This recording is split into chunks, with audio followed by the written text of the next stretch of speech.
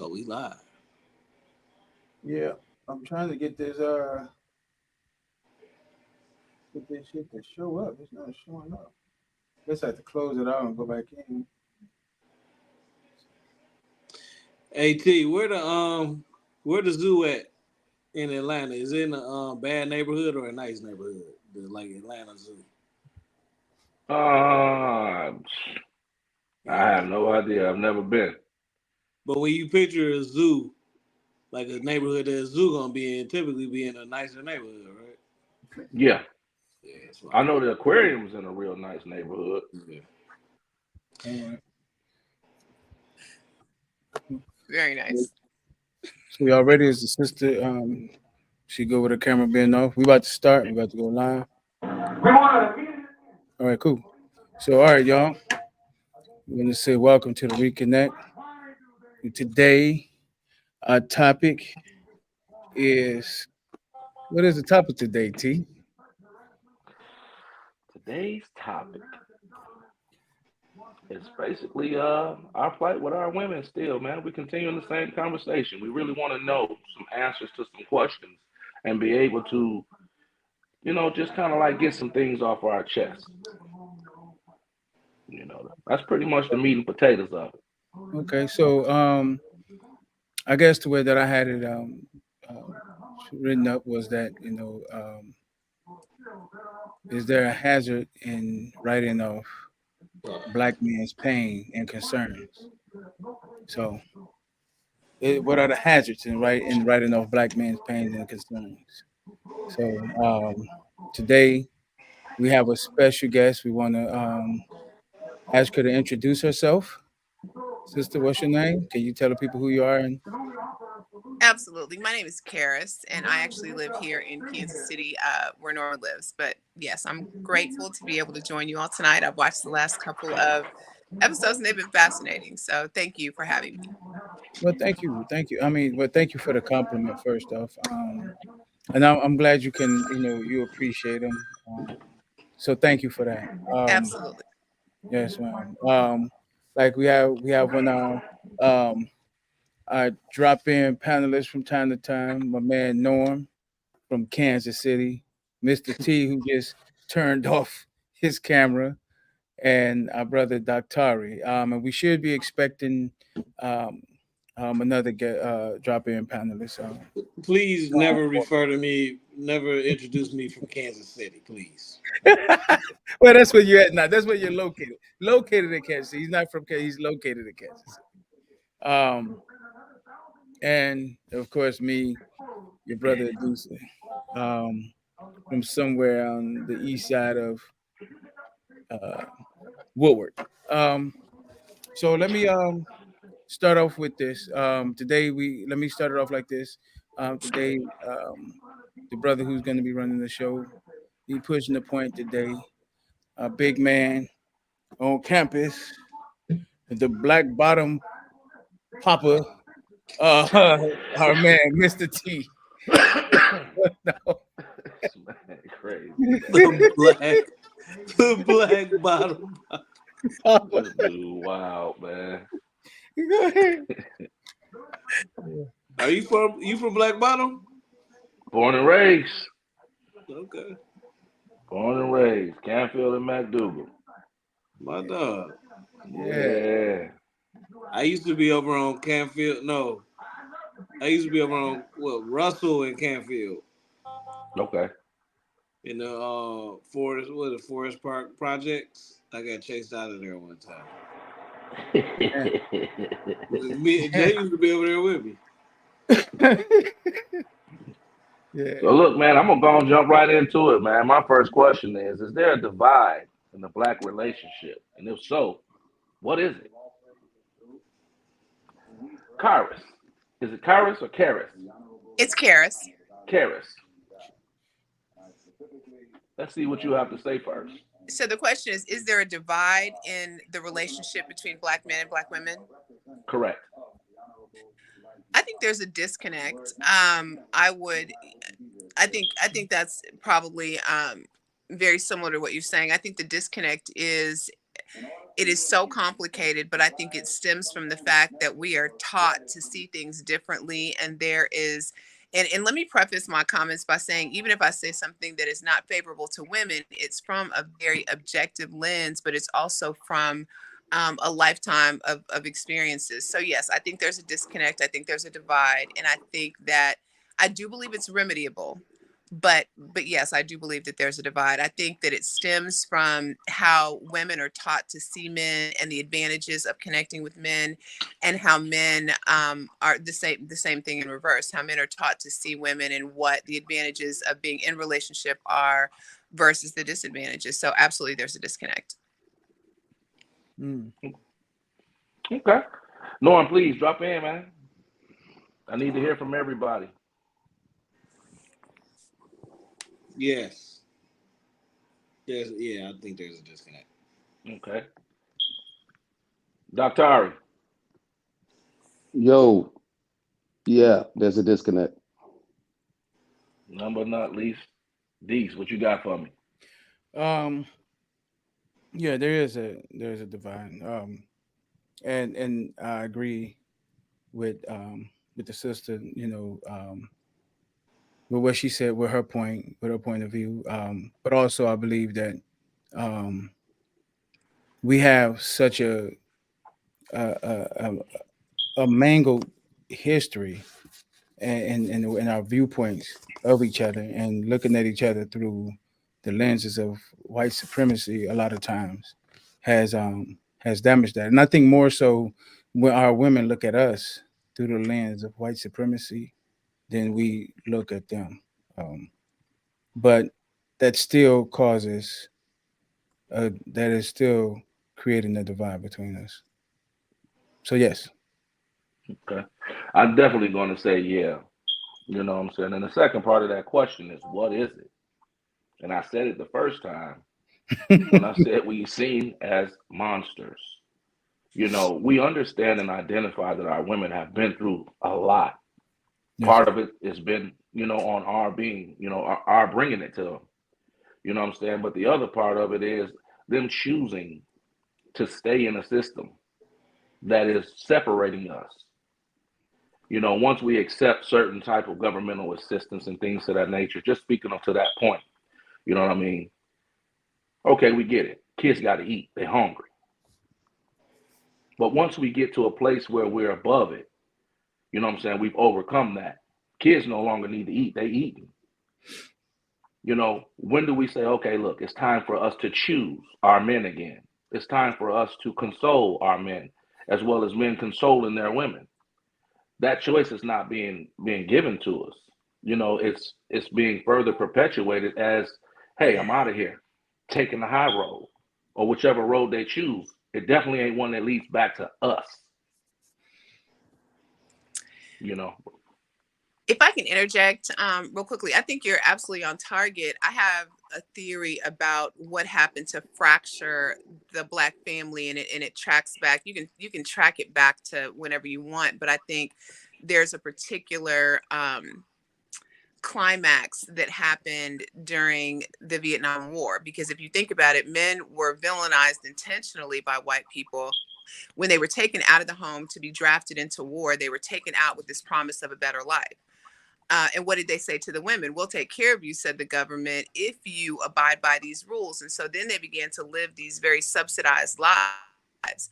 Then when it was time for those men to come back home, the government said to those women, you can allow him back home, but you cannot allow him into your house, or else we'll stop subsidizing you, feeding you, clothing you, covering your children with shelter. And so it automatically set the purview of women against men, because now those men came in between what should have been a family unit, but now they could kind of water down what the government said we needed. So I think that the divide was created for us. We fed into it because it was a really easy way for us to now take advantage of what we thought were resources meant for our own good. But those same resources kept us unmotivated, unsuccessful, and they kept us in a situation where we were allowed to see men as opposed to, like, whatever, whether you're religious or not religious, you can think about, and I happen not to be, but you can start to then see men as not advantageous for your relationship or for your home life, for even for the benefit of your children. And now that man doesn't hold the same amount of value. So I think we bought into what white people sold us was the removal of our men. We don't need them anymore, right? They're gone from the house. The government's going to help us take care of our children. And so now we allowed ourselves to see men as devalued because that's what they wanted. That's what the government wanted, is what white people wanted. So I think that we played into it, and all that you see now in terms of the level of bitterness that women have toward men, the disregard that they have toward men, was really an adaptation and an adoption of what people want. White people wanted us to believe in the first place. I got nothing. I got nothing. I mean, I got nothing. It's not a popular view for women, but it is what I believe. And I'm sorry, just to partner with my own comment a little bit. When you think about the issues that men have with women now, they're a direct result of the ideology of that woman. So when you hear bitterness in a 35-year-old woman's tone, it's the same tone that she heard in her mother and she heard in her grandmother. And so when you start to think about like generational bitterness, what are the ramifications of generational bitterness? It comes out in the arguments, it comes out in the belittling, it comes out in this very masculine energy that a lot of women have adopted. And that masculine energy is caustic. It's designed for conflict. And so it's no surprise that there's all this dissension between Black men and Black women, because it really was the plan from the beginning. We've just bought into the plan, and it's very easy. People will tell you it's easier to be angry than it is to be kind, because anger is energizing, right?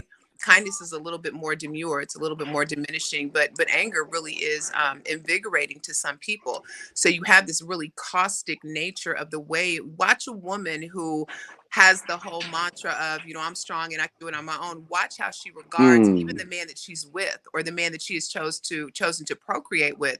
She will diminish him, not just in front of the public, in front of the community, but also in front of her children.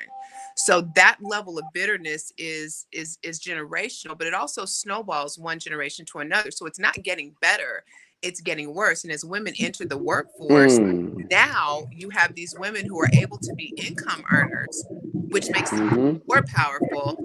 And they have this historical bitterness that they partnered it with. How do you treat that woman when she's at home and she's supposed to be yours? Because her attitude is a generational ramification, not a situational one. Dr. Harvey, what's your stance on that, brother? I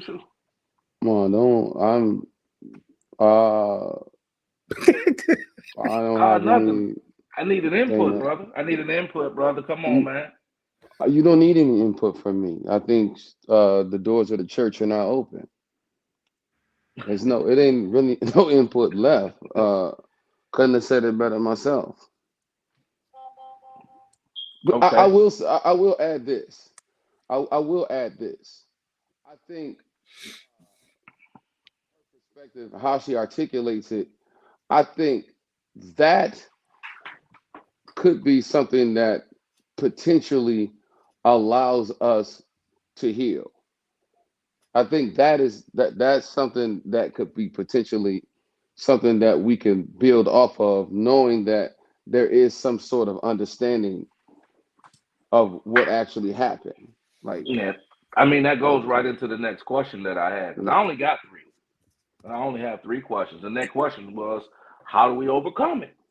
Like, how do we get there? You know what I mean? And for me, I believe it's being able to understand what each other's gone through. You know what I'm saying? Sympathize with it and empathize with it. And brothers being able to talk about it without it turning into a tit for tat deal. For the most part. We hear on all types of platforms, social medias, that every time, well, in my experience, what I've seen, every time I come and I start talking about what I'm going through or what I'm dealing with, it's kind of like, sit your bitch ass down. Let me tell you what I dealt with. And you crying? Like, I'm not crying. It's not a cry, not in the sense of I'm crying from pain. It's a cry saying that, hey, I'm a human. I'm dealing with this. Best way I know how. You know what I mean? The same way you want me to be able to help shelter your burdens, Hey man, I need a little bit of help too. You know what I'm saying? There's a lot of things that's going on in my head. And this is coming from an emotional standpoint. I think there's a lot of men who are screaming this and getting rejected, getting shut down because the narrative has been, oh, you can't cry. You have to be strong. You have to be this. You have to be that. And so if I can't do anything, when am I able to release? That's my question to my women. When am I able to release? Well, I want to I just want to add to that, brother. And I want to say this. I want to ask a question, and I want to give my premise for asking the question after I ask the question. We're talking about this, but I really would like to know, do black men count? Two black men. Two black men. And I'm gonna tell you why I say that.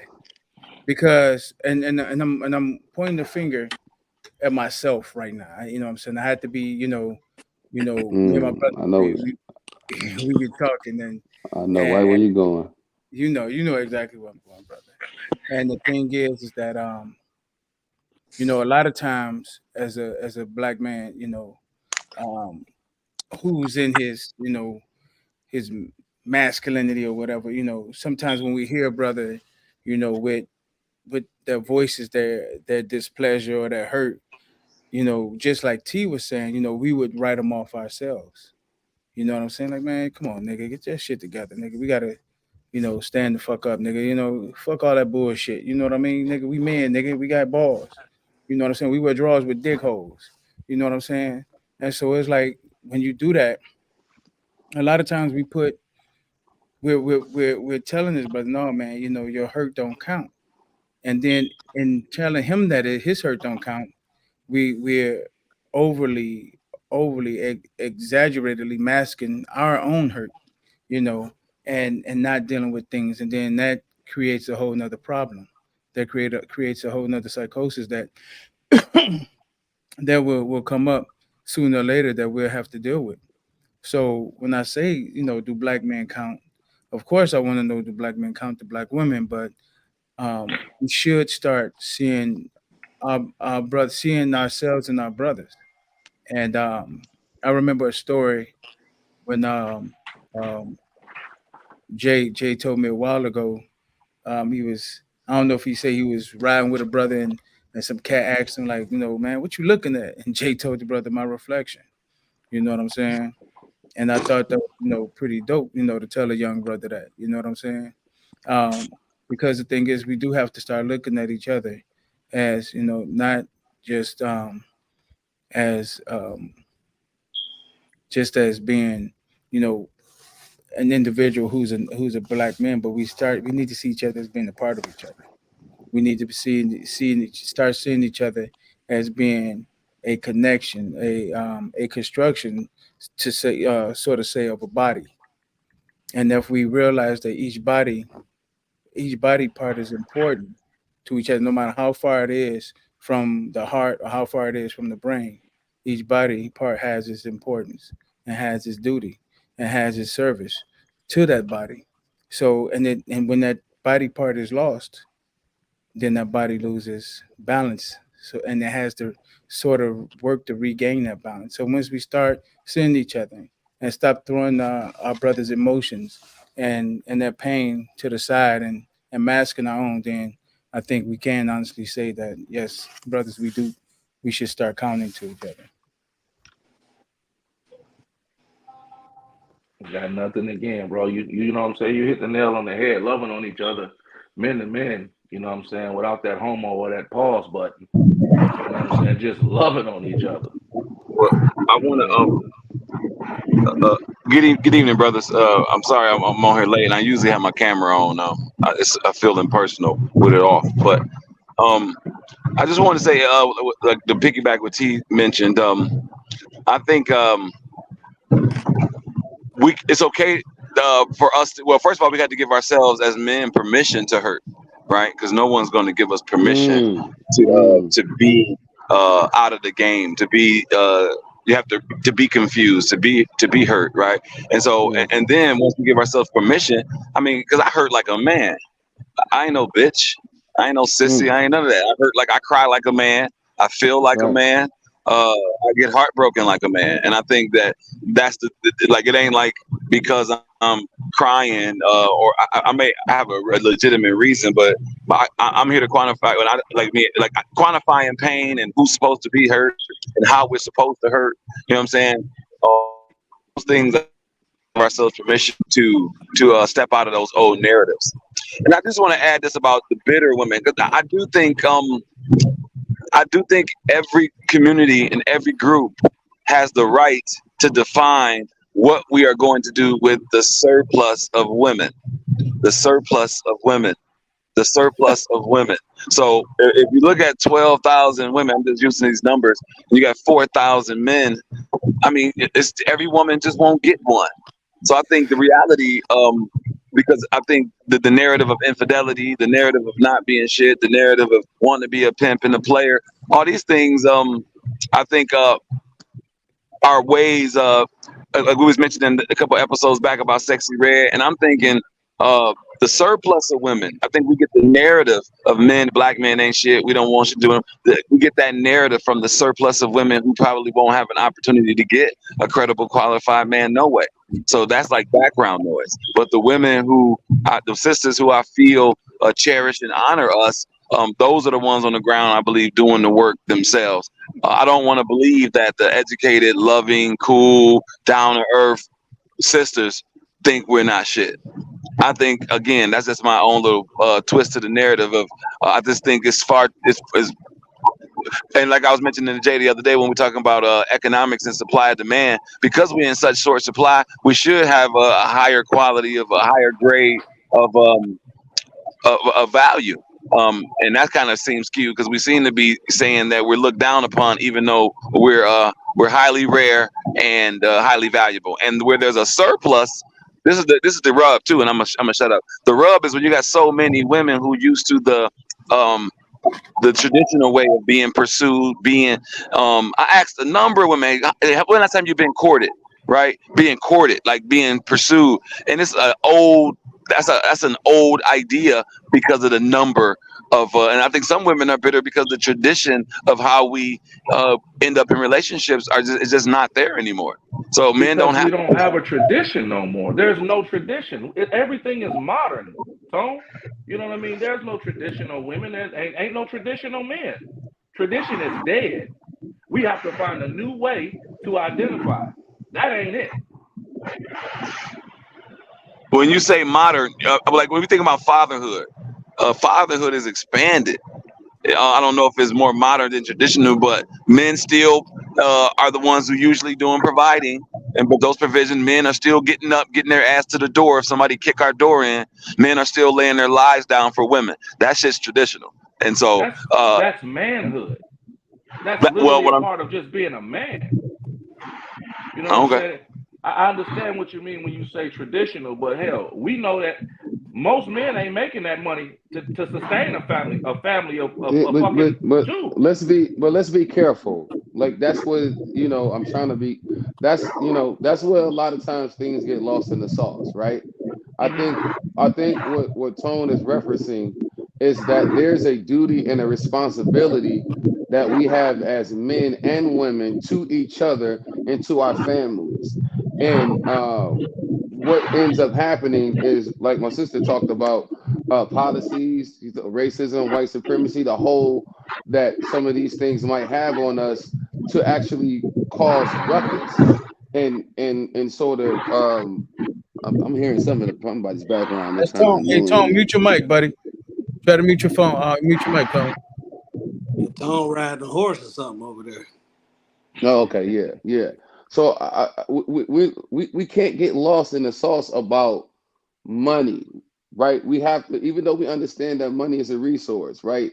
We have to understand what our job is to each other as men and women, to each other, right? To our children, right? Like, and you heard me use this example a million times. If my wife make more money than me, that's cool. But when somebody kick the door in to try to do something, it's still my job to protect our family in that way. So money, who makes more money is not the issue. We have to remember what we've owed to each other. That's what I think Tone is saying. That should not change, no matter the social economic situation. Okay. I think that's what he's saying. We don't want to make a part of the tradition how much money it is. We understand that money is a resource to be used to sustain what is the true source, which is us in terms of our family and our communities and our commitment to one another. Like that sometimes get in the way. Thank you for Is that clarifying. I appreciate that. okay for sure? So this ain't gonna be a long show tonight, y'all. I'm gonna ask one more question and I'm done No, with this. no. Going back. No, we got to keep dealing. We got to keep dealing. Going back. Hey See, man, He said he you was. are a bad host. hey, you call me what you want to, just long as you don't call me late for dinner, bro. I wasn't planning on doing this. Y'all just threw it on me. I'm like, okay, I'm gonna rock with it. This shit ain't gonna be long. This ain't gonna be long at all. This is a Uber Eats show of the Reconnect. And it's like that. Uber Eats. Remember that episode of Fresh Prince when D.L. Hughley was on there and said, "Go ahead and do the comedy show." And then he got up there and bombed. He said, "Give me Yeah, the it's over. Yeah, it's no, over but with, man. This ain't my arena. This is not I my know. arena. We all know that. We But it is gonna. no, what it is. no. I mean, T. I think I think you're doing a good job. I just think like I do too. I the think you did an question, excellent the job. first question was just like a yes or no answer. But I do think we can. It's up to us to carry the conversation along. But Yes, I sir. do like when listening to what y'all saying about male emotions and all that stuff. Like I do think you are who's around you. You know what I'm saying? So like I know me personally, I feel comfortable going to any of my friends and you know like pouring my heart out. Right? Like I think I could go to Doctari with any emotion under the sun and not be made fun of or feel less than. Same with everybody on here actually, except for Karis. I think she make fun of me. But as Wow. far as men go, I think everybody is a safe space. I guess anybody that would, I guess I have a hard time seeing how a 40-plus-year-old man would mock men's emotions or anything. I don't know if that's what you was saying or not. No, let Was me that let me what you? provide some. Let me jump in. Let me provide a little context of what El was saying by using a something that actually happened to him. I don't know if he remembered this. This is fairly recent too, or if he thought of this as an example. So, my brother, he has twins. Mm. He has twins, and he wasn't getting enough rest. He was getting a little bit stressed out. Um, and I was hearing him, and I was telling him like, it's basically a such thing as postpartum stress For for me, men too. yeah. And he was like, "Man, no postpartum, get out of here." But he went and just said, "Let me just look it up." Yeah. And he looked it up. And when he looked it up, he was like, "Oh, some of this stuff that they're saying is actually the way I feel." And he Yes. went to speak to one of his friends about it. And his Hold friend on, hold is on, hold not on. Wait, saying, wait, wait, wait, wait, wait, wait. Hold on. That's where I draw. If you come to me talking about you got postpartum, I'm gonna make fun of you. But go ahead. No, "Thank no. you. That's it. Thank you. No, That's thank you. it. That's exactly That's what what we we need. talk. Thank you, brother. I appreciate you. And thank you. That's Don't- exactly I'm not the that's friend you come to with postpartum. right. And I think he's speaking to that because I don't even think you would be. Well, you'll No, but see, here's yeah. the thing. Here's the thing. If you are involved in your woman's pregnancy, you're gonna you're gonna be totally involved. So when she's not sleeping well, you're not sleeping well. So when the babies are born and the babies are crying and at night, especially if you're working to take care of the family, like like you're like a traditional man, because I am like an old fashioned traditionalist to the bone when it comes to relationships. Um, and you get up and you involve yourself, and then, like I said, you get off work and you come home and it's twin duty. You know what I'm saying? You walk in the house, your wife look like she done been through hell. You know what I'm saying? So you come in and you say, all right, let me take this on. You know what I'm saying? Even though I done dealt with what I had to deal with out in the world, I still got to come in and take this on. You know what I'm saying? That's why I was saying, a couple shows ago, that there's no time that I've ever known any man to, especially not myself, come in and sit my ass down right after work and sip on beer. That shit. Where is that? Where is that now? You know what I'm I do saying? want to, for some of you brothers who've been a stay-at-home, you brother, I was a nanny for some families, but I was a stay-at-home dad at a point in time with my daughters. And when you see the difference, when I go to work, I just used to work, and then I come home and didn't see my ex-wife at the time, and I had to take care of the children. But it's a big difference when you're at home all day with the children. It's not even close when it comes to level of work, keeping them alive, fed, bathed, keeping the house in order. It's a different level of responsibility. And so and in that, it's a different level of stress. And so it's like you say, when you come home from work, it's like then it's another level of work. So it's like the work continues. But I think for a lot of men who haven't experienced being a stay-at-home father by choice or by situation, I don't think we really get a full brunt of what women deal with. And I'm not saying we all have to deal with that, but the elastic, like, fatherhood is being elastic now. I don't like you didn't even like so, and they make it seem as if men, not just black men, but men are inept when it comes to caring and providing the nurture for children. But we can do it, right? Their development. So I just think the way it's set up, like you say, when you talk about postpartum depression, and you talk about some of these things that affect you dealing with a young human, is all valid. It's all valid. But I just think the workload can bring different, like whatever stress you're dealing with at work and your coworkers and all that. I think it's a big difference too. Like I say, when you're doing your best to keep your temper, keep your patience, keep your mind, trying to stay your rest, all those things. I don't have to think about that in my 9 to 5. Not all that shit. I just think about my job, and then So I just want to say I acknowledge. So if somebody came to me about some postpartum, and especially if you took birthing classes and all that, and you got first shift, I mean, how could you not empathize? How could you not empathize? Especially breastfeeding. Go ahead.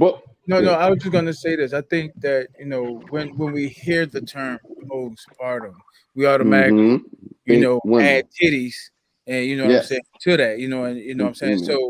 So when we hear that, that's why it's like it sounds so bitch ass. You know what I'm saying? It does. It sounds bitch ass to be a man. You say, man, I'm fucking with postpartum. That shit. It does make it sound bitch ass. It's fine. You thought that's what I sound like when I said it to you, didn't you?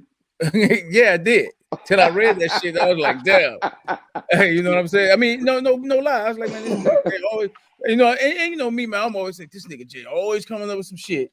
You know what I'm saying? Because then I had to call this nigga like, nigga, how the fuck you know about this type of shit? But the thing is when we deal with it, excuse my language, sister. Sometimes I forget we got a sister on here, so I'm just doing this barbershop talk shit. I'm sorry, but when you hear about it and then you look at it, you're like, damn, man, something going on, So you had to, and Jay told me, like, Latara told me, he said, man, you got to deal with this. You got to deal with it. So I figured out a process. You know what I'm saying? And it was a process where I was like, all right, I gotta make it to where I can still flow and not feel, overwhelmed. And I gotta make sure that she's not overwhelmed. She doesn't feel overwhelmed. So let's be honest. To be honest with y'all, and y'all know, brothers that called me, and I'm like, yo, I'm putting the babies to sleep. I've been, since the babies were born, I've been the one to put them to sleep at night. You know what I'm saying? I'm the one putting them to sleep at night. For the first 4 months. No, they ain't doing that. When nobody owe that. You're a dad. You're a father. What I'm saying? Yeah. No, I'm just saying. I was getting up, making bottles, you know what I'm saying? In the middle of the warming the bottles up in the night, feeding them, you know what I'm saying? Letting her rest, you know what I'm saying? So, and I have no quarrels or qualms with that, you know what I'm saying? I would do it again as long as it's not with twins, because we're gonna have to get one of the motherfuckers away. But no, man. No, it's But Norm. but Yeah, let it's me just it's jump true. in. But it lends to kind of what T is trying to say when he say we viewed as monsters, in the sense of that we don't have any emotions and we don't have feelings because we may emote differently about certain things than Right. women do. That's kind of what he was trying to articulate. Because I remember you telling me about uh what your man said. It's like, yeah, brother, but we still got to do X, Y, and Z. Now you got to take time and you have to deal with those stressors. Yes, sir. You have to take time to make sure that doesn't evolve into anger. That doesn't Yes, sir. evolve into some type of terrible behavior in your own house. Right. So it's things that you have to do to remedy that. And it's important that we notice that and that we address it and deal with it. Yeah. I was told that like I'm an angry individual and I come off as very angry. And I That's had to true. think about that. I took time and I thought about it. And I'm like, well, how do men show anger? Like, how do we get there? How do we get to the point where we just angry as hell or we're expressing that anger? And it leads from frustration. You know, I don't know many men who, except a few of the brothers that I've met here, you know what I'm saying, who don't express their frustration without anger. Once it's got to the point where you can't deal with it no more, it just comes out so angrily. You know what I mean? So being able to learn how to deal with that type of stuff is what I'm talking about. Being able to come and let that shit off. Like it's almost like, excuse my French, busting a good nut. You relieve when you let some of that out. You know what I mean? And having a platform to do that with our woman, like I'm just not there, man. I don't think we're gonna get it. It looked like you want to say something, Carlos. No. Yeah, jump in real quickly. I think your point, there is a lack of acknowledgement that I think happens with women and men. And as soon as you said postpartum, I think by virtue of the definition of postpartum, we feminize it. Typically means that Thank you. period Yeah. after we have delivered. And so it becomes this very comforting, consoling experience for women. And very infrequently do we understand how drastically a man's life has changed after delivery. So if you think about it, the day before the twins were born, everything kind of cool. She might be a little tired, a little swollen, whatever, but everything is pretty much life as we know it. The day that you come home from the hospital, your sleep pattern has changed. The attention that once was bestowed on you is now bestowed on these two beautiful, tiny humans, but it is to the exclusion of you now. It is no longer, what do you want for dinner? What can I do for you? It is, are you going to bring home extra, bringing that home on your way? And so suddenly women get all attention when the reality is they were the vehicle by which those children came to the earth, but they couldn't have done it alone. It's not like you walked by her and sprinkled her with sperm. So Now she called her a salmon. I did. Are not sleeping, who ain't getting no sex, because the first opportunity for sex comes 6 weeks postpartum. And so now that man has missed most of what he has enjoyed about that period. They're married or not married. All of that has been taken from him. Now, the joy of the babies helps to console you a little bit, but then you realize that your life balance that you experienced before is no longer there. Right. But on the woman, because it's her body that was changed, and very rarely we have that same. There's something that we do here called a caring break. Like anytime somebody in the hospital or has a baby or an illness, friends will get together and they'll start bringing food to that family.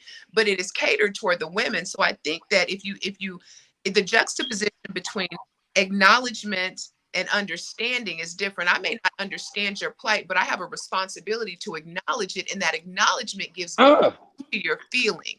If a woman cannot validate how you feel, now I'm not the kind of woman who, I don't want to sit and cry with you every night, nor do I want somebody on the door at 3 a.m. I don't want us to cry together. I want you to get up and go see what's going on. I take cover.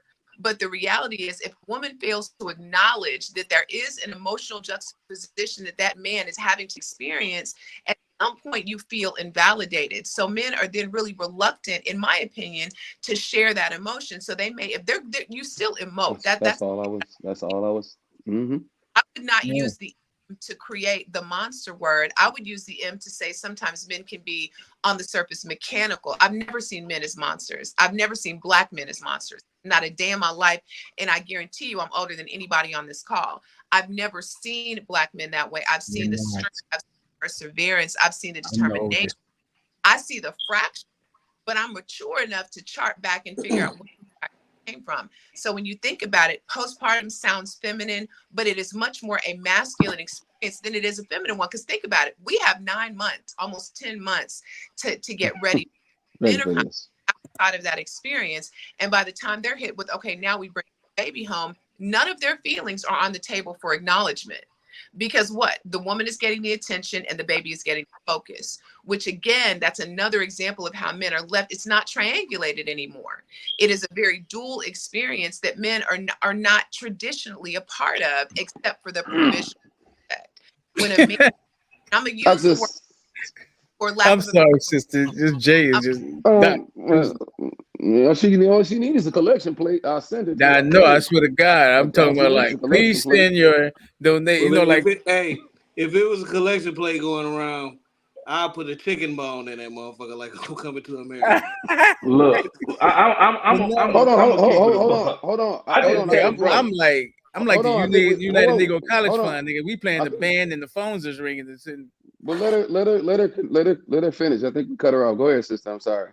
But I think that is the problem, because women are not taught to speak to their needs and to speak to their wants and their desires. So women will say, I want a man who will emote. And the moment that he does, he is judged.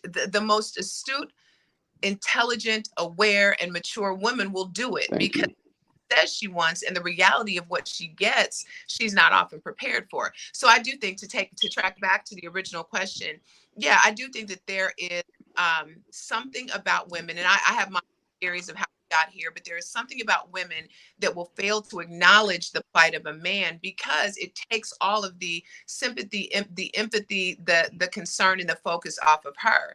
And so we live, it's interesting, because you have to pair a man with a woman if we want this thing to work, right? And we are taught to see things totally different ways. Our purviews are completely different.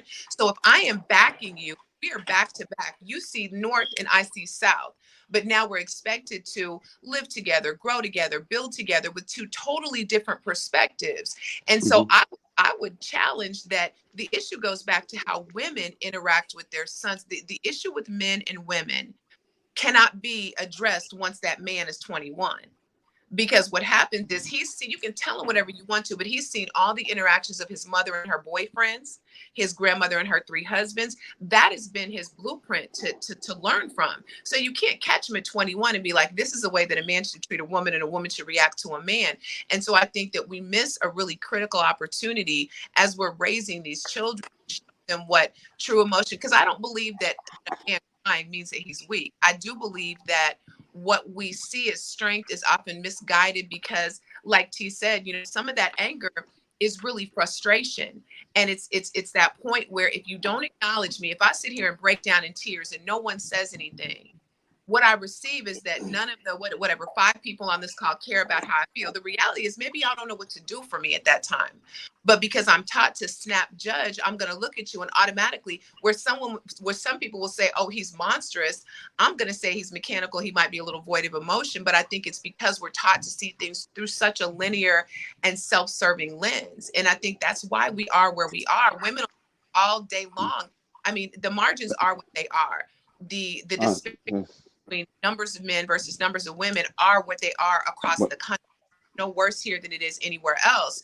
I've never seen it that way. I've never seen this dramatic shortage of men. I have seen a shortage of men that have not had really horrible experiences with women, and that changes how they'll receive me as a woman. Because again, if I'm number 8 in a string of 7 bad ones, I'm about to get the that number 7 got. I'm gonna get. That's the way that the world works. We approach things through the lenses of our own traumas, our own failures, our own pains, and our own heartbreaks. Why would I give you a chance if the last 7 people behind you did a certain thing? I'm waiting for you to do it. I'm on guard until you do, so you get the best of me. And I think we continue these circles over and over again. The cycle just continually repeats itself because people are so afraid. And that's why I'm going to be real honest with you. The reason I even wanted to come on tonight was because I was so grateful that there were a group of men, even if they weren't here, that were willing to have conversations of benefit, because that's what women don't see. All of the rest of the women out Yeah, here, that hurt. That hurt me. That hurt me actually. they think y'all are at the club, or they think they think Yeah. y'all, because they don't believe that there are men out there that are really willing to lean into and drill down on topics of connection, communication, those essential elements of a relationship. They think y'all just into it and then fumbling the ball. And so it was enlightening and empowering for me just to know that those conversations were happening, because that's not something that doesn't get talked about. And if y'all go trick some money off tonight, that'll get talked about. But these conversations don't. Wow. I appreciate everything you just said. I just Yeah, text bro like, but I just text bro, it's hold sort on, of, bro, I gotta say it. I just text bro like, where the fuck Norm find her at? Like, Kansas City. what She's fucking rock were you under? She's from a very affluent neighborhood in Kansas City. She living I in live the same neighborhood. That's why Norm asked you about the zoo, because the zoo is up the street. I live in the hood. For real. How you live in the hood and you live around the corner from the zoo? I live in the hood. It's the Brooklyn Zoo, nigga. yeah, but hold on. I want to say, this is what I want to say. And I think the way our sister has approached the conversation in terms of an accountability perspective, like, we have done this. We do see this in our men. We do. It almost makes it open. It almost opens the dialogue to say, okay, all right. So now let's discuss, like, how are you hurt by some of the things that I've done? Because it's not just darts being thrown one way, right? Because we've heard how men has been messed up, and we dogs, and we cheaters, and we deadbeat dads. We've heard this narrative, since I've been on this planet. I'm 46 years old. We've heard this narrative.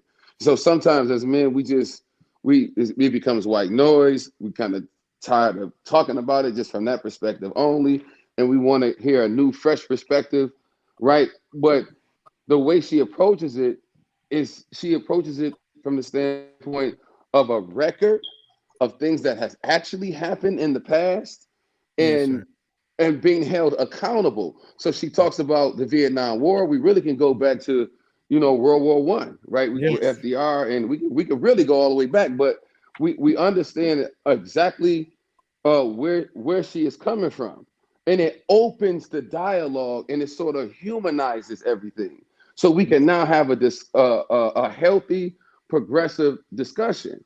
But if my brother is telling an experience about how he was forced to eat his own throw up, and somebody responds to that and said, "Oh, anybody can just play tit for tat," that doesn't leave room for healthy dialogue. No, it doesn't. It doesn't, and that's the point I was trying to stress. Like, it seems as though we can't have that discussion, and it's really nothing else to talk about. Like this is a very warm, a very well thought out. Whether or not I do just happen to agree with it, but let's say I didn't agree with it, it will force me to actually look something up or develop a new or fresh perspective. And that's what's beautiful about the way she articulated herself. It was sort of human. Like, yes, this happened. Yes, this happened, and we can't ignore these things that happen to this said group of people. Yeah, like that opens up the dialogue. No, look, I tell you, I don't mean to cut you off, but a comment, Dominique, she says, I think she makes the most sense out of all the women you've had on the podcast. Yeah. No shade. I disagree. Man, no, get out of here. Hey, but I gotta go watch them with Devin. I'll be right back. Okay. I'm gonna be honest. I came on here with the attitude of I'm getting ready to be, as they would say, I am woman, hear me roar. I'm about to be man, listen to me growl. That was the attitude. But what you did was you completely. She did roar. I understand She it, absolutely roared. but She absolutely roared. she roared in a way that it was I couldn't approach it with any level of aggression or anything because That's the point. But you bro, were I hate to keep cutting you speaking off. to me. I You hate know to what I'm keep saying? cutting you off. Go Bro, ahead, bro. listen. That's how it happens. When somebody is that honestly engaging and they're willing to tell their truth or the truth, not tell their truth. Sorry, I said that. Tell the truth. Tell the truth and be. I'm so sick of it. There's so many I truths know out I here, hate man. that shit too. God I hate dang. But like like when Norm said she wanted to come on, I spoke with her before, and I was like, oh, this should be interesting. You know, but the point is, I wanna ask a question. See, when you have this type of open dialogue, it's like, wow, like okay, so let me ask a question now. Like, Yeah. can you No, it does. elaborate? Can you elaborate on something you said about um not seeing? I get it. You've never seen men as monsters. As you said something, and when you said it, it was like a mirror just came right in front of my face. I'm like, damn, that look like me. But you said something Mechanical. about mechanical. Can you go into that a Yes, little more? yes. So I had just a little bit of background. I gave birth to 3 sons. I was married for 20 years, had 3 sons. I Okay. lost my son to cancer, so I have 2 remaining. Oh, okay. One Okay. of the things as I was raising my children that other women would tell me, what happens with a little boy when he starts crying as opposed to a little girl. We teach our children when they're young, especially if they're male children, to suck it up, right? Suck it Yep. up, stop crying. They Studies. stop crying or go whoop his ass. But we teach them to either stuff their emotions or to transition the pain, the hurt of the emotion and express it in anger.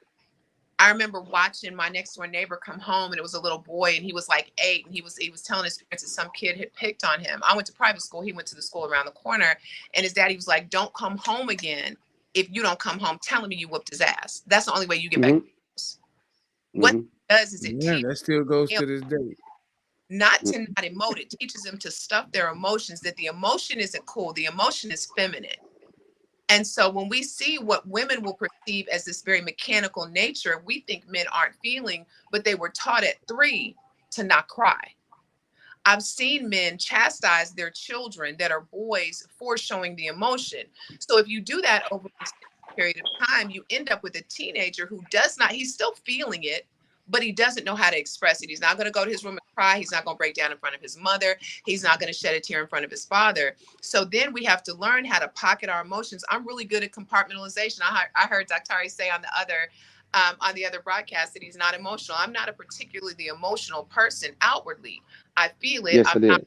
big on. I don't pop off. I haven't yelled at anybody in probably 20 years. I don't do that. But that's a choice. It's not that Thank I you. Yeah. emotion, but I Not that I'm not. express myself in a way that is palatable and understandable and hopefully relatable. So when you think about when I say mechanical, I simply mean that if a man takes a hit at work, he shows up the next day, he goes to work, he does his job. He doesn't keep talking about, he doesn't sit in that space of that hurt from Monday, where women are taught to commiserate about it, go to lunch and go, Yes. girls, we want to talk about it at happy hour. We're going to call our mama. Then I'm calling my sister. And we relive the trauma so much that now it becomes a badge of honor, where men are taught to pocket that, do what the fuck, excuse my language, do what you have to do, take care of your family, stay up with the twins, get up and go to work. Don't forget to take the trash out and go ahead, because men are not given the luxury of all that emotion. So it comes as mechanical. I'm not suggesting that it's mechanical internally, but that is the way that men are taught to present it. And I think that there is something about femininity that we have washed out of a lot of women. So women now take on this masculine care, operate in a masculinity that then men are to deal with. But the reality is you want a woman because it's the feminine parts of her, the way that she encounters you, the way that she responds Thank you. to you, the way that Yes, she ma'am. treats you. That is her true benefit. But the rest of society is telling her that's not what you do. You crack the whip, you make him do what you need to do. You make sure that you get from him what you need. And even in marriages, those relationships continue to be transactional. I'm gonna be Yes. with him as long as he's doing for me. Yes. Yes.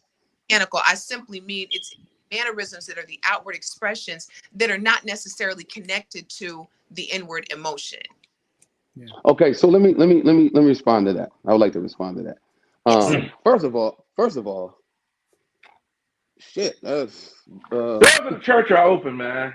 The doors of the church are open. because I want to give just a perspective, because I would say, because I have been actually thinking about that, you know, the men or boys and how we express our emotions. And I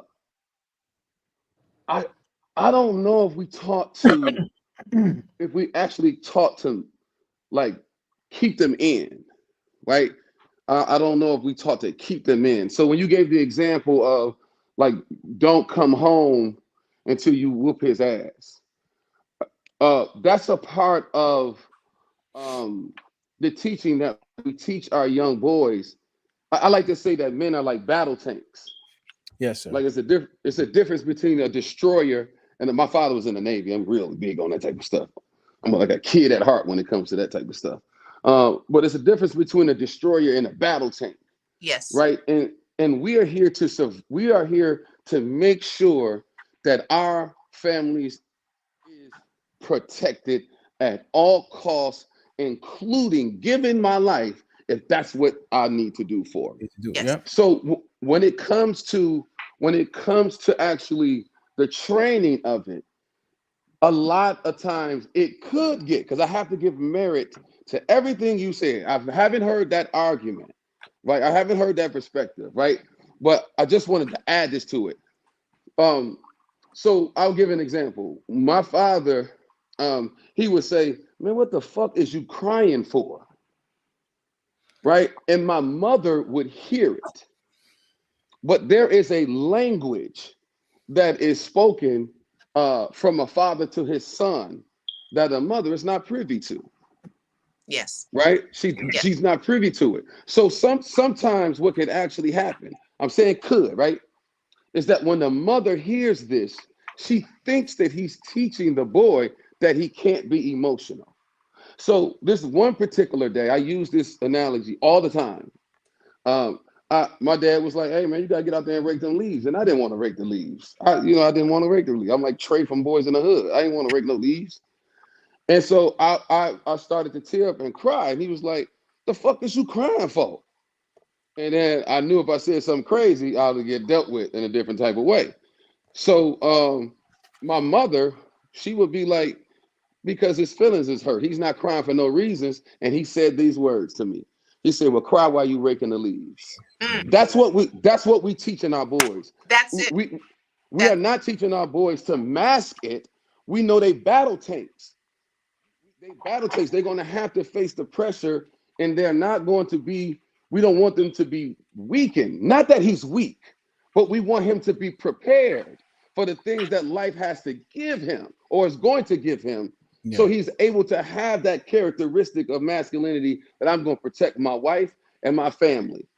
Yeah. And it's being a black man in this country, we're going to have to face a pressure that no other man is forced to take. And I think a lot of times women may hear these terms or phrases, "The fuck you crying for? Why is he always crying?"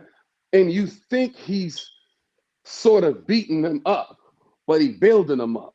That's it. And it's just an approach that we view it from masculinity to femininity. It could be different. What do you have to add to that, or to say to that perspective? Well, I would say there's a key factor that's beautiful for your life, but should not go without being addressed. Your father was there.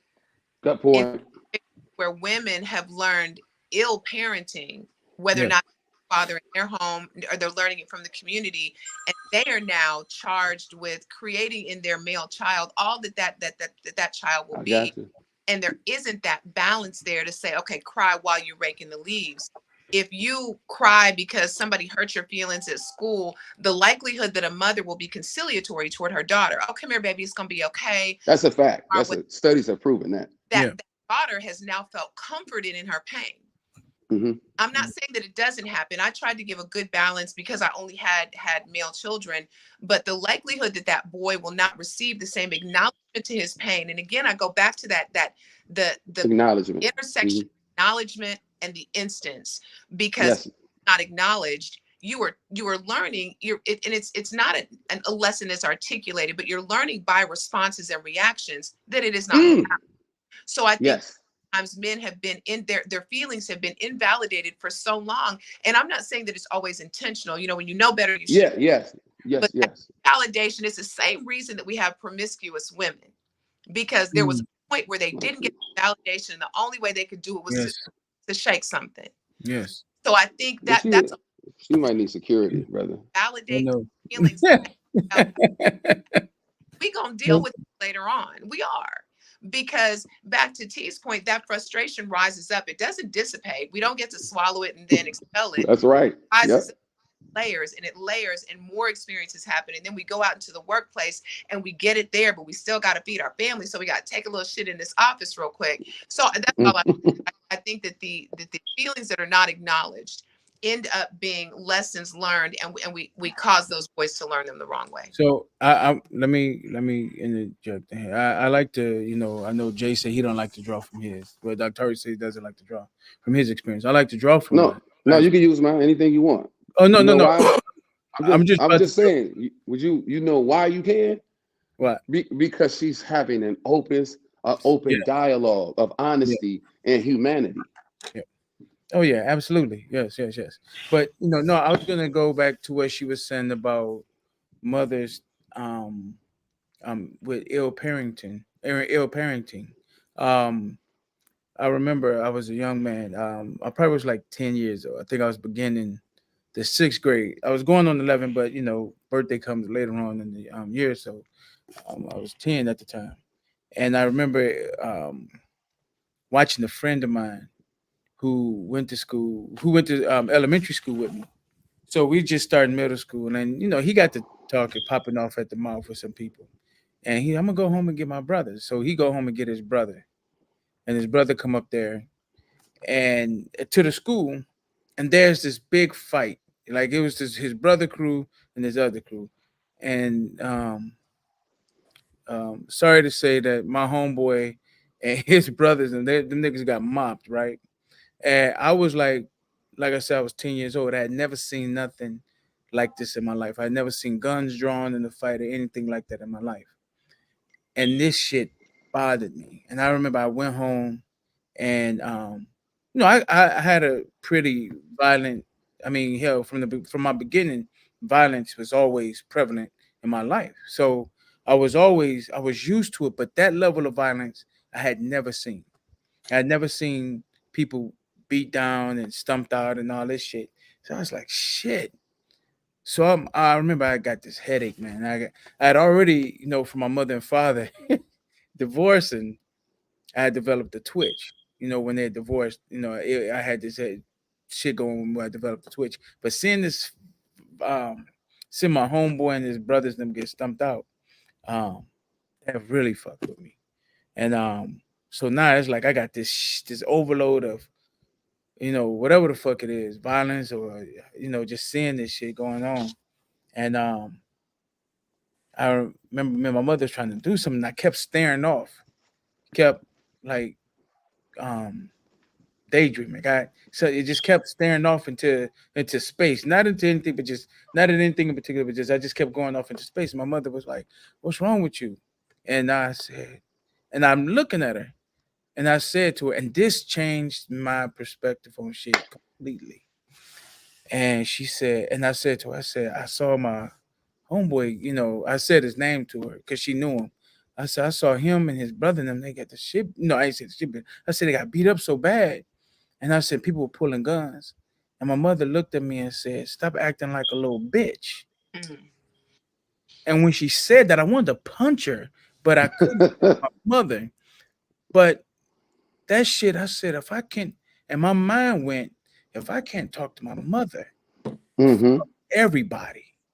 Yes. You know what I'm saying? And I Yes, developed. sir. Yes, sir. Yes, sir. So Yes, it sir. was at that time I started to become this hardened kid. that people like adults couldn't stand to be around Yes. because you couldn't say shit to me and I not give you nothing back. You know what I'm saying? And I couldn't walk around. And I walked around. I created this arrogant, you know, I wasn't trying to be gangster none, but I wasn't fucking around with nobody no more after that.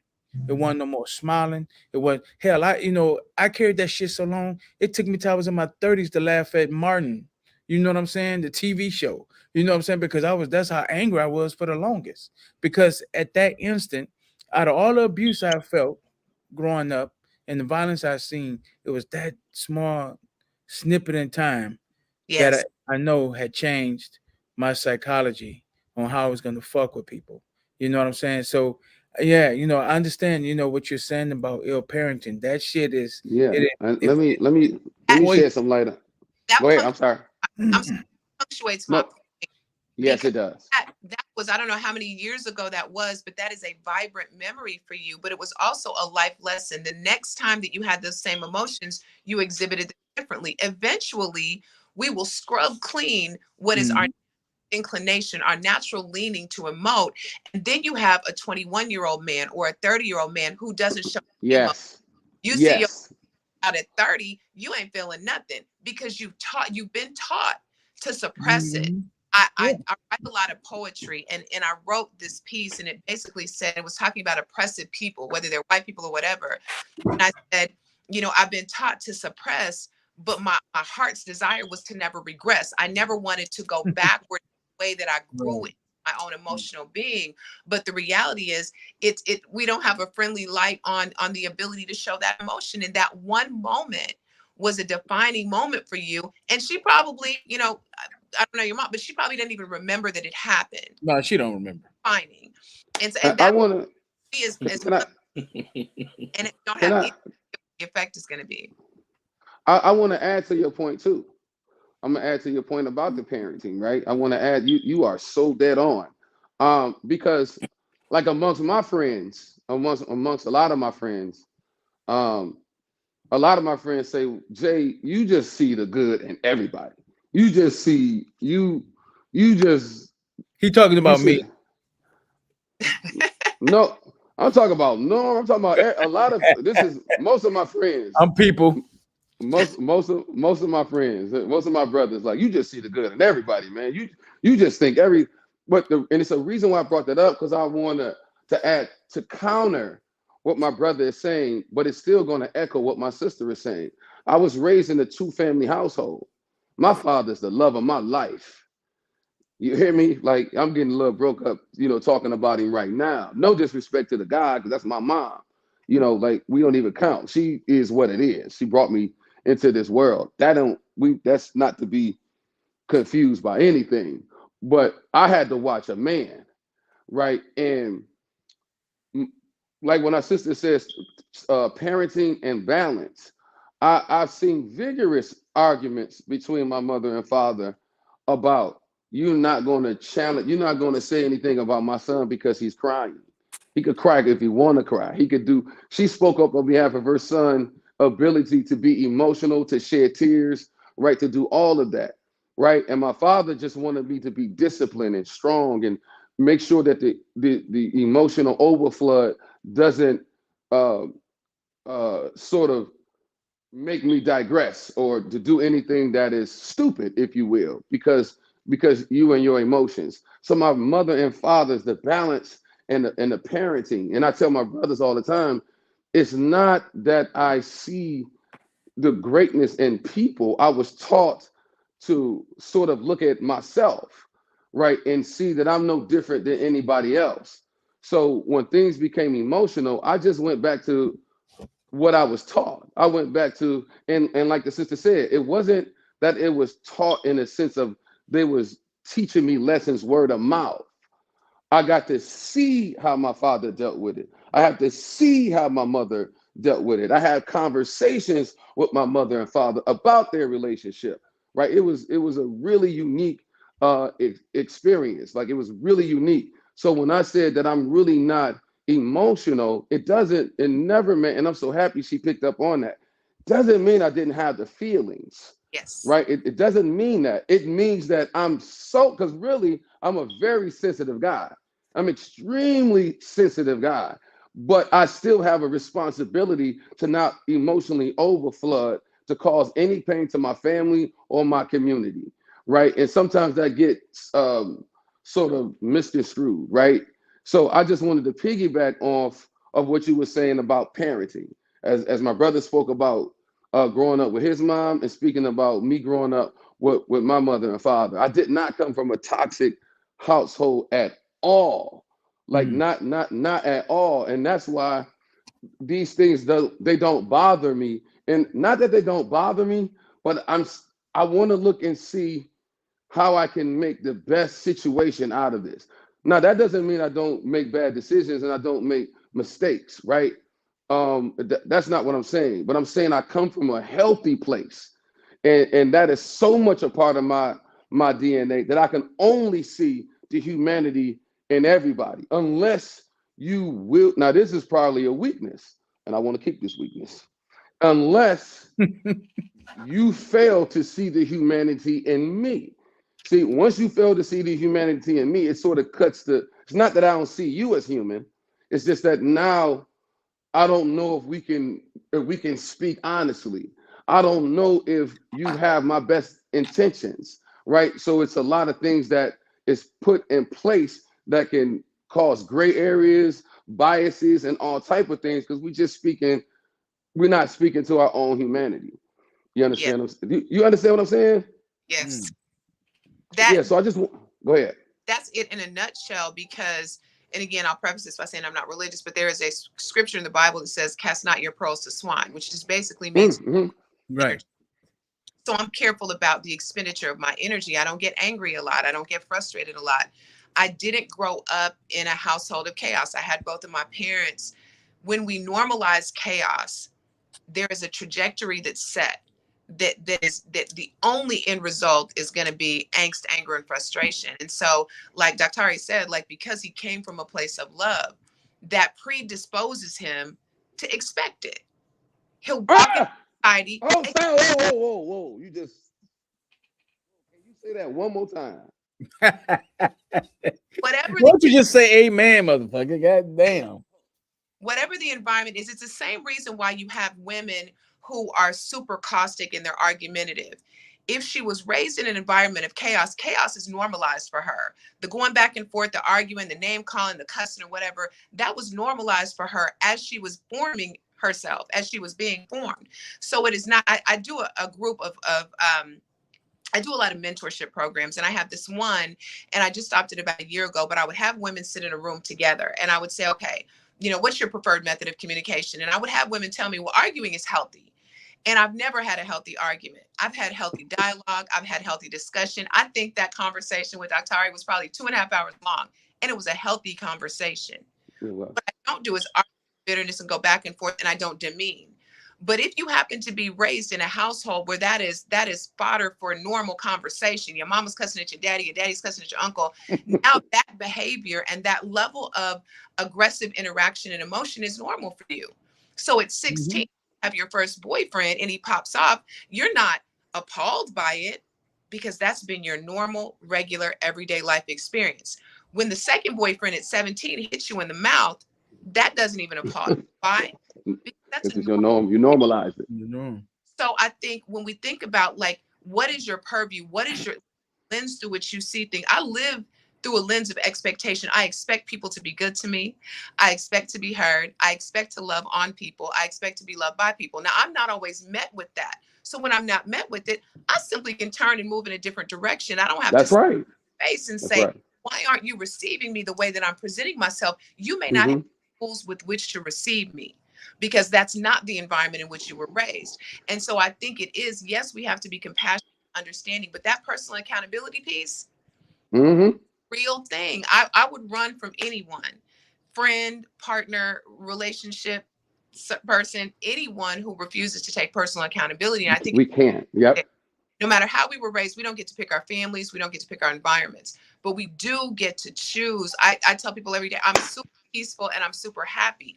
It's not that I walk on clouds and unicorns bring me breakfast every morning. It's that and choose that. I am choosing to have a great day.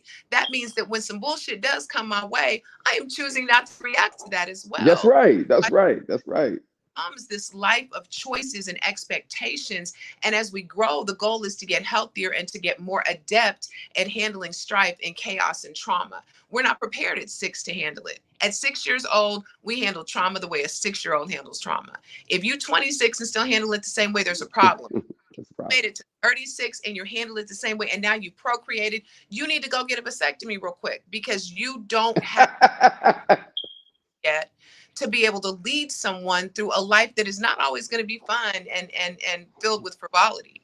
But absolutely, I wholeheartedly agree with you. Hold on. So you said, hold on. You said, because I grew up in a loving home or a loving environment, I expect it. I think, You are gay, is what she's saying. No, yeah, but I like how she said it. Go ahead, sister. first of all, that's not what I said. Thank you. That lens, not a bitter lens, right?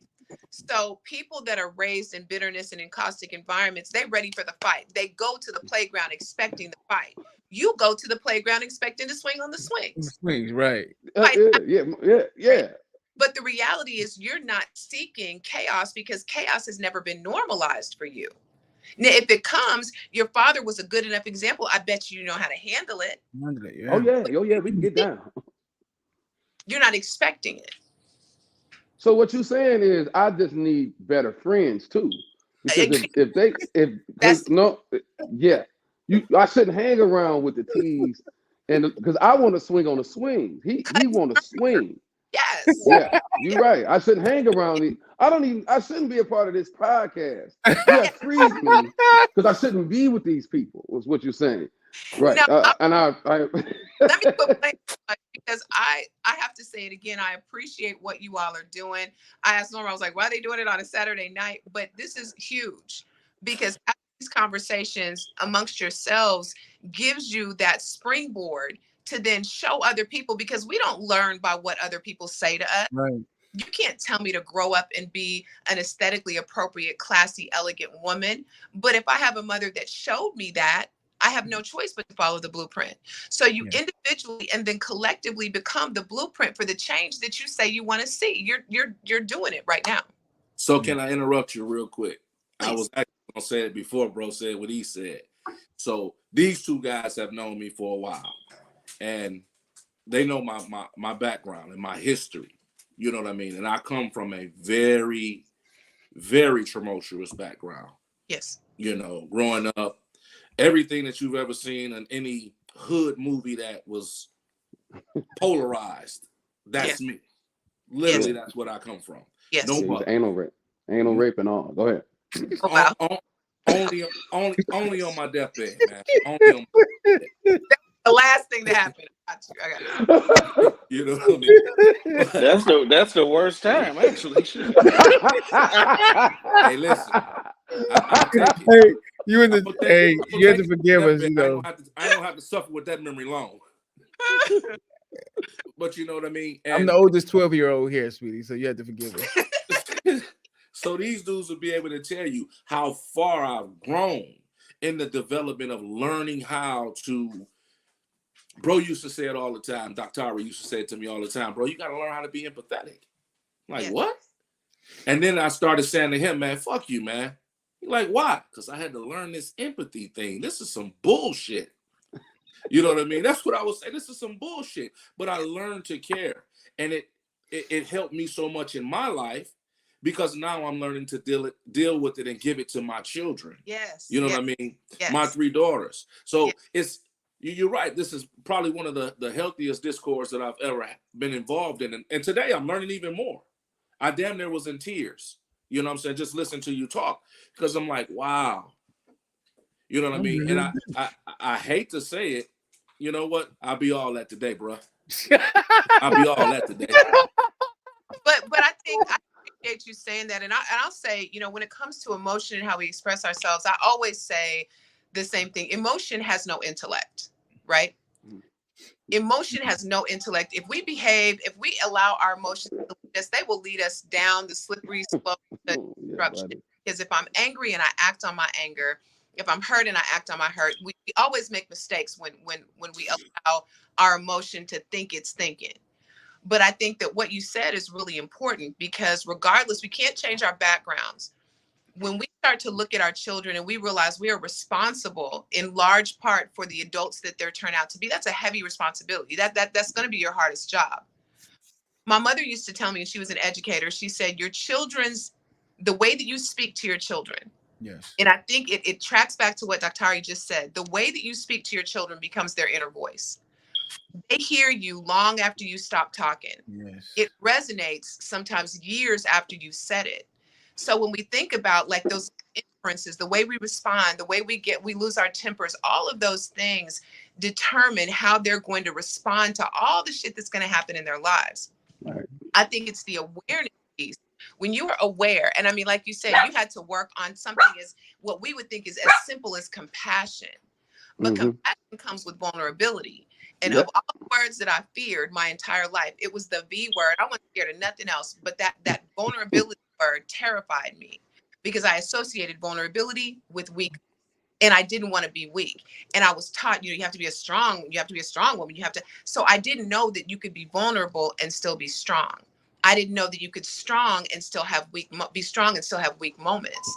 And so I think when we would think, okay, compassion is simple, treat other people how you want to be treated. It's not simple, because you have to shed any arrogance to get there. You have to open up to vulnerability to really be present in that. It's terrifying. It is the biggest hurdle that a person can overcome when they've decided consciously, I want to be different. I want to be better. I want to elevate in terms of the type of woman or the type of man that I am. That's a big deal. That's a big deal.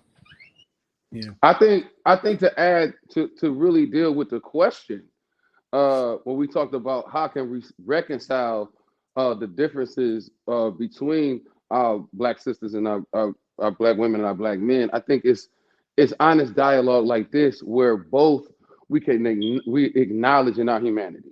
Yes. We acknowledge in the thing. That's the only, and this is why in the last show I was saying, we don't get this type of dialogue. This ain't, in the same way she said women, I'll put myself out there. In the same way you said women are not hearing men have these type of discussions, and women think that we just out at the club.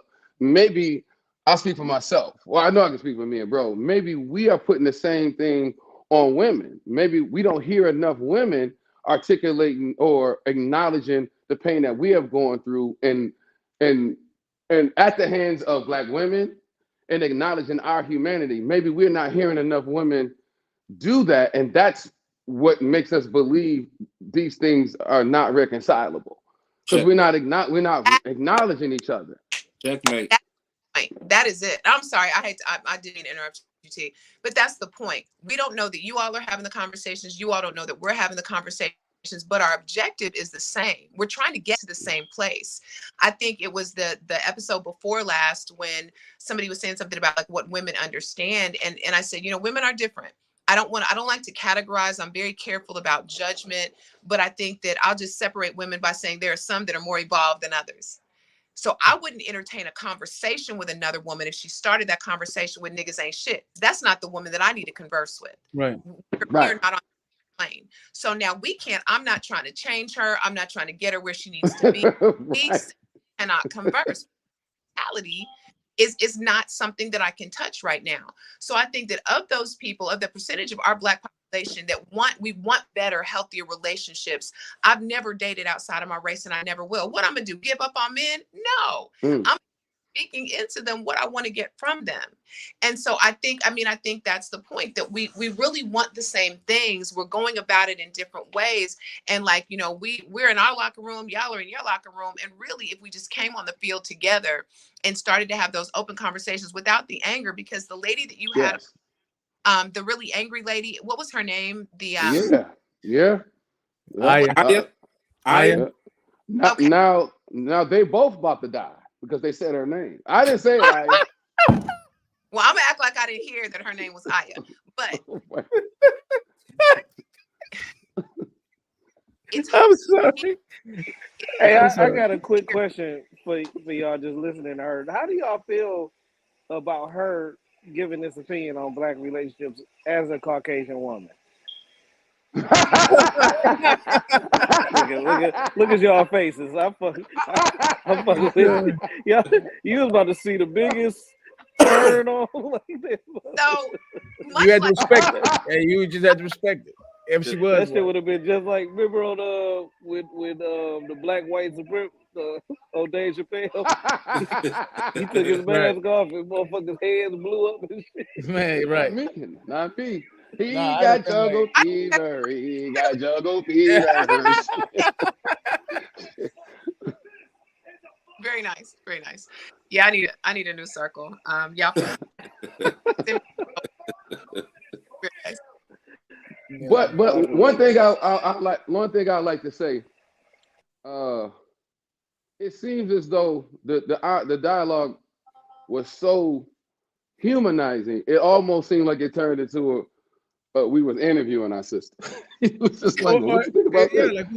Like, it did. And I know I don't really like to talk when I'm on here. I don't really like to talk much. I like to say a little bit, and I like to listen, and I like to listen more than I talk when I'm on here. And I think this was one of the more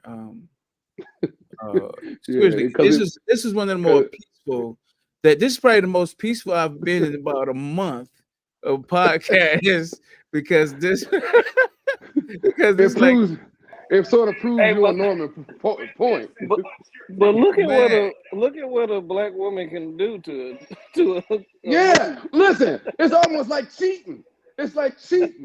Like because she's still in her femininity, but she's still in her womanhood, and she talking, and it's like, hey, we really can't do nothing.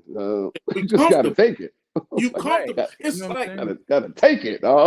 It's like being in the peanut gallery. What was a little peanut kid that had this blankie he always had to snuggle up with, bro? That's what it feel like.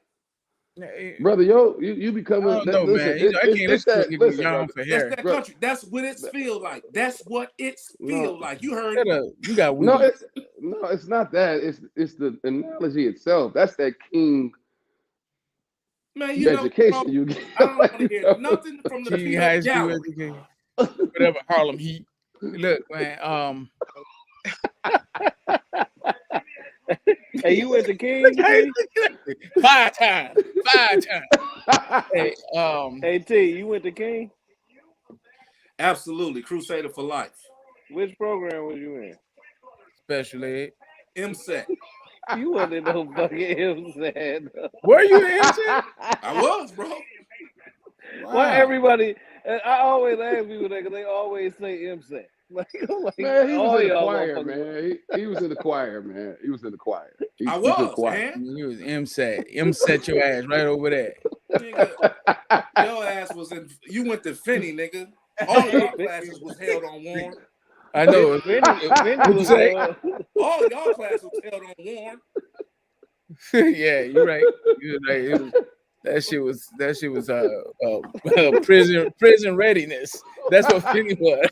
Hey, when we start talking about, okay, so now that we goofying out a little bit, so I see Karen jumped her happy ass off here because we started talking about schools. No. She be wanting to be hood so bad, like she's not hood. I don't care what she say. I am. No, you're not hood. You're just not. Yeah. Right. She can walk. I have never heard nobody say I am. She can walk to the zoo, bro. I live in the hood. Let me put this in perspective. I live in a slightly gentrified neighborhood, but I live in the hood. Norman lives in the county where there are no black people but him, his wife, and his kids. So he's just trying to change the narrative a little bit because I live where the community that I serve lives. So she said I live in a slightly gentrified neighborhood. Yeah. She put it in there a little bit though, like that about a bitch. What you say? It's only 2 Starbucks in your neighborhood? No, they got a fucking. She can walk to they got an amphitheater where like Janet Jackson was performing, and she gonna tell me that's the hood. It is absolutely the hood. I'm right in the middle of the red zone. But no, listening to this, Jay. Remember when years ago when we were talking, and I was saying when the woman invokes her femininity, what it does to a man, to men, in our attitudes, and she doesn't have to roar with lions. She can be a lion tamer, and that's the thing. That's kind of what she did today. Yeah, and that's what she did today. She was indeed, a lion tamer, and she kept our attention, and she never hit us with the whip. She just cracked it, and we heard it. But it's only one thing. It's Norm. Where my brother at? Norm. You somewhere. Yeah. You know he liked that Chinese food, so he was some young boy. No, Lord. No. Hey, so sister. Yes. What did you accuse me of having last time? Just wanna. I got what dysphoria? I didn't know if we were. Who TV is that? No, is that your TV? Yeah. Thank you. So what the conversation, and it was a really lengthy conversation, and I said this to both Dr. and to Norm after a long period of like going back and forth with it. And I took issue, and I say this to Norman all the time. And after that one conversation with Dr. I took issue with the way that they see themselves. And that's from me. And you can't, you can say I'm wrong, but you can't say that what I'm saying isn't valid, because it's my opinion. And I think that they both diminish their own value, whether it's physical, intellectual, whether it is the intentionality with which they live their lives. All of those things that people on the outside will take a quick snapshot of, I felt like they diluted their own value. And it was so easy for them to do it that it made me wonder why. And I could not say, so I said that he had body dysmorphic disorder. And I do. Go ahead. Hey, y'all laughing, but that shit is true. No, I seriously. Hey, look, I'm sorry, man. As soon as you said that, I saw some skinny white girl. Hold on. As soon as she said it, that's all I saw was some skinny white girl. Like I said, right. So typically it's assigned to skinny white girls that have like anorexia, but body dysmorphic disorder really means that you are so critical of yourself that you walk in that air of almost, and I want to call it disdain, because it doesn't have anything to do with self-esteem. It really has to do with how you think other people view you, not your own version of yourself as seen from the top down. And so when the conversation got really deep, it took some turns, but I told them both that that's what I think they have. I've said it to Norman before. I've said it to him since then. But I really think that it's a manifested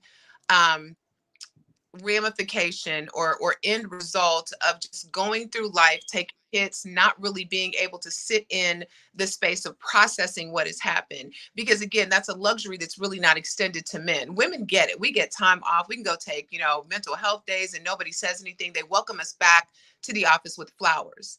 If a man does that, they're like, well, where the hell was this nigga? He just didn't want to work these last 2 days. And so there's a luxury that women experience that men often don't. And I think it presents itself sometimes in the way that men see themselves. And Dr. Ari just happened to say something to me that I didn't agree with, and it was about him.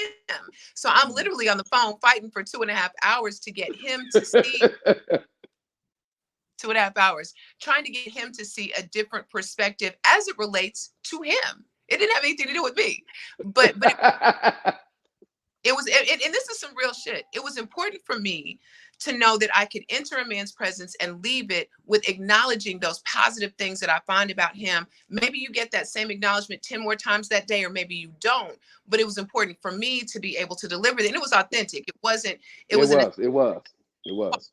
long conversation, but yeah, I did tell him he had body dysmorphic disorder. Yeah, you look like the black. I just want to know how you know he only eat 3 raisins a day. I just want to know. He was so here we go. She was breaking them down so out cold, because we was bringing up examples of women that was attracted to him and shit. He said, well, it's only because I'm tall, right? So she had went through this long diatribe about like breaking down his body dysmorphia, and then he was like, but I'm tall.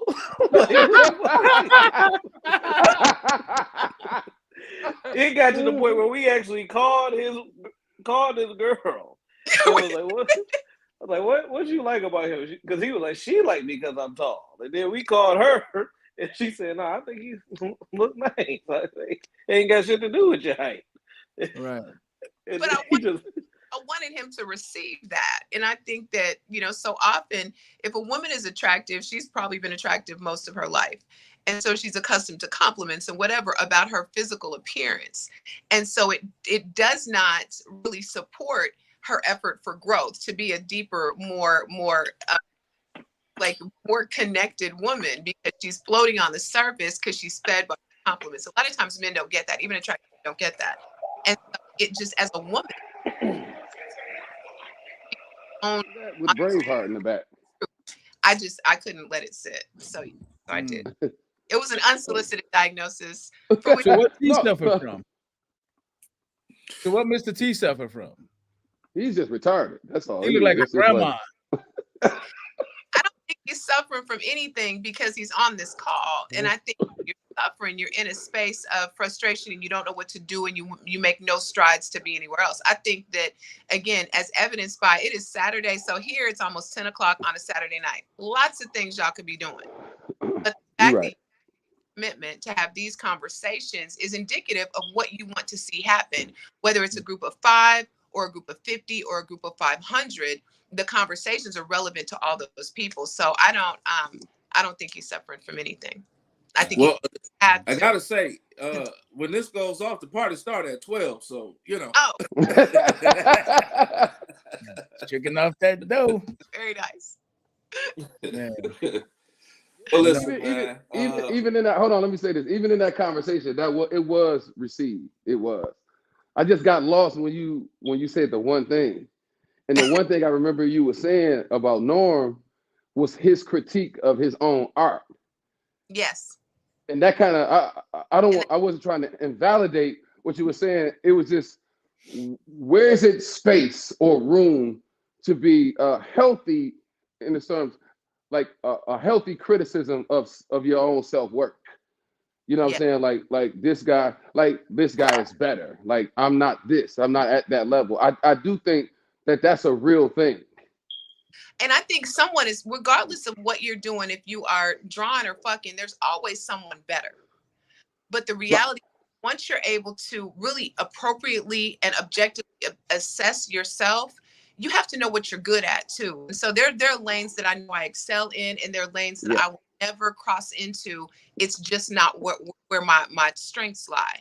And so it's important for me, especially the people that I truly care about, that they see themselves for all the inherent value. They're also aware of their flaws. And when it comes to Norman is hypercritical of himself in all areas of his life. And I talk to him, I know him well. And so when I see that, and I'm like, let me just take a step back and let you get a glimpse of what other people, not just me, but what other people may be seeing, because I think that commentary helps because sometimes we got to ease up on ourselves and show ourselves some grace. And it's the amount of societal pressure that we have. And so, I think that it's all of our responsibilities one to another. If you want to heal the community, we can't just one-on-one heal each other. We have to continue to exhibit those behaviors to all the people that we encounter. But it's one part that we not being true. Remember when I showed you my picture, you had hung up? Huh? Yes. I don't blame her. I wouldn't even be on this podcast. No. So what would you say about someone who lives in their own space, who cares not what anybody else thinks about them and does things, that has the attitude that, no one is competition for him. His only competition is himself, and care less what anybody else thinks, only exists on his own plane. What would you say about somebody like that? It happens for two reasons. I think the answer that most people would give you is, that's cool. Just stay in your own lane. Do what you do. Don't worry about what anybody thinks, because that's the pocket answer. That's the one we pull out of our pockets. There you go. I think the deeper answer is there's a reason for that too.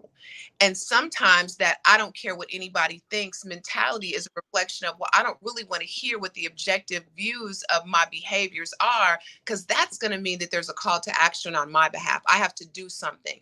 So if I say, I don't care how people receive me, what I do for a living is very public.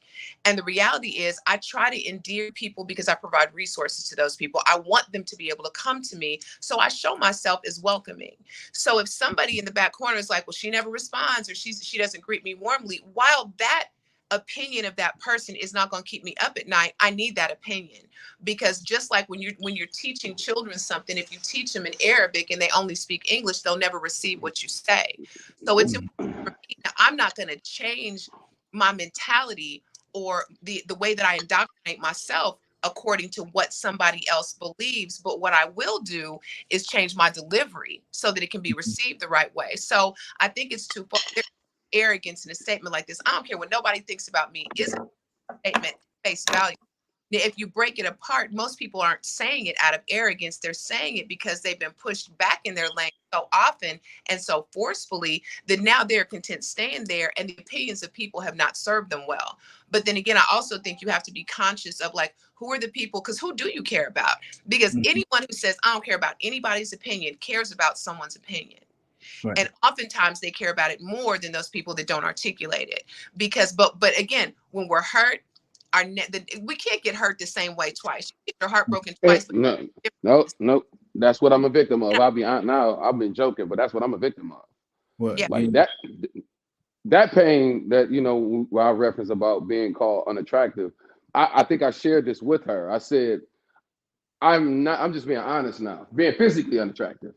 I am not able to receive anything as it relates to, if somebody's saying, oh, he ugly, I'd be like, oh, that's cool. Or he look good, I'd be like, oh, that's cool. Like, none of it matters.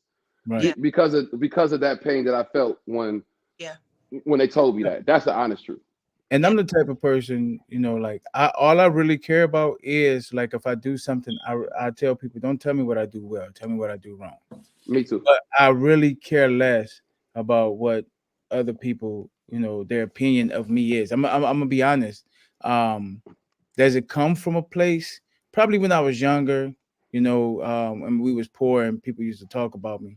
But that's why I developed my ability to, you know, to spit the buck at people. I would say, you know, I could cap good because I had to develop that as a defense. You know what I'm saying? Because we were really poor. But other than that, I've never really thought about what people thought about me, because I always felt like phony.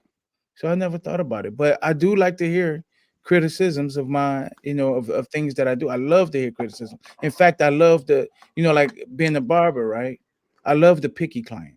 I want the client that wants to know, get this like this, get this like this. I love that person.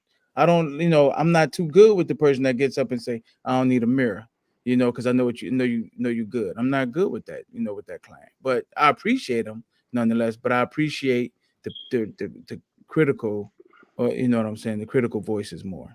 Yeah. You know what I'm saying? I agree. I'm sort of the same way. Okay. Yeah. I love criticism. I live for it. In fact, I live for criticism because I always want to get better. I always want to be better. Well, sister, we appreciate you. Yes. We truly appreciate you. I'm going to say, and I'm going to speak for every man on here, you have been what we have been all searching for, a breath of fresh air. Yes, absolutely. I enjoyed it. I'm grateful to have been able to meet you, and I will definitely be tuning in. Thank you. I want to say she kind of like, my opinion has been changed. My opinion has been changed, that it can be reconciled. Wow. That there is, because I didn't see it. Remember, I always say I make my words soft just in case I have to swallow. Right. Yeah. And she just made me swallow them by just acknowledging Black men as people. We could have a nice dialogue. And now I do believe that we could change this thing around. But it's going to take what our sister demonstrated today. It's going to take that. Listen, everybody in the podcast land, YouTube, and wherever else you at. From the Reconnect, we signing out. Peace. Peace. Have a good one. Good night, everybody. Good night. Good night.